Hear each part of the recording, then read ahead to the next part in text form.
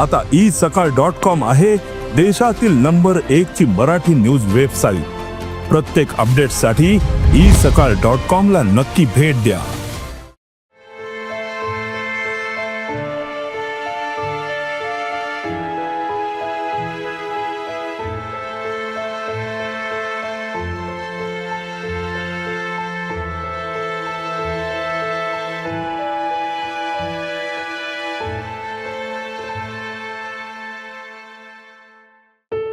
एखाद्यावर जीव जडला आणि ती व्यक्ती दुरावली तर काय होऊ शकतं ही शब्दांपलीकडची भावना आहे। कुणी बोलून मन मोकळं करतं तर कुणी रडून।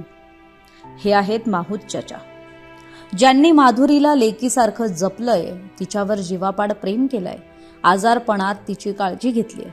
कधी तिला बरं नसेल तर तिच्या हृदयाला कान लावून मनातली धाकधूक समजून घेतलीय। कधी ती चिडली तर तिला समजूत घालण्यासाठी सुद्धा यांनीच पुढाकार घेतला। पण आज तीच माधुरी नांदणी गावातून वणतारात गेली आहे आणि त्यानंतर त्यांची झालेली ही अवस्था न भगवणारी आहे आणि अत्यंत वेदनादायी आहे। कारण ज्या माधुरीसाठी ते या गावात आले तीच आता गावात नाही आहे। आता माहूत चाचांबद्दल सांगायचं तर ते ऑक्टोबर 2018 पासून महादेवीला माधुरीला सांभाळतायत। माहूत चाचा ही त्यांच्या घरातली तिसरी पिढी आहे जी हत्तींचा सांभाळ करते। इस्माईल असं त्यांचं नाव।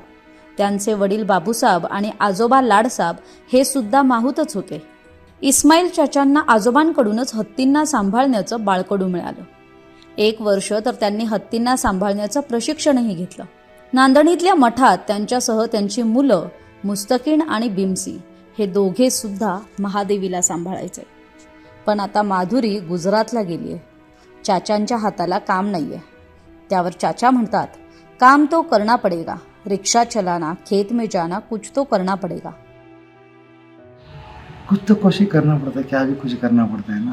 रोजी पाने के लिए कुछ भी करना, क्या भी काम जाना है, कोई रिक्शा चलाना है, कोई व्यापार करना है, क्या भी करना पड़ता है ना। त्याच वेळी माधुरी गेल्यापासून दोन्ही रात्री आपल्याला झोप लागली नाही असं सांगताना चाचांचे डोळे भरून येतात। आता माधुरीला परत आणण्यासाठी सोशल मीडियावर आणि राजकीय पातळीवर वेगळीच लढाई सुरू झाली आहे।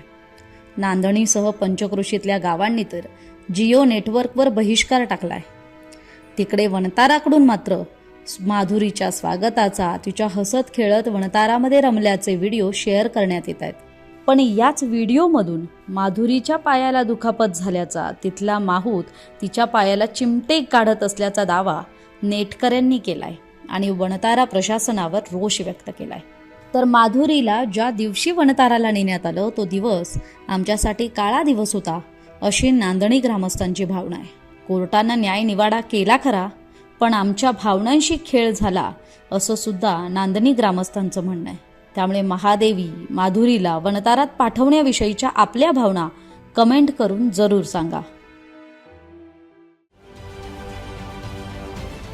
महाराष्ट्रातील सर्व बातम्यांचे विश्वासार्ह व्यासपीठ,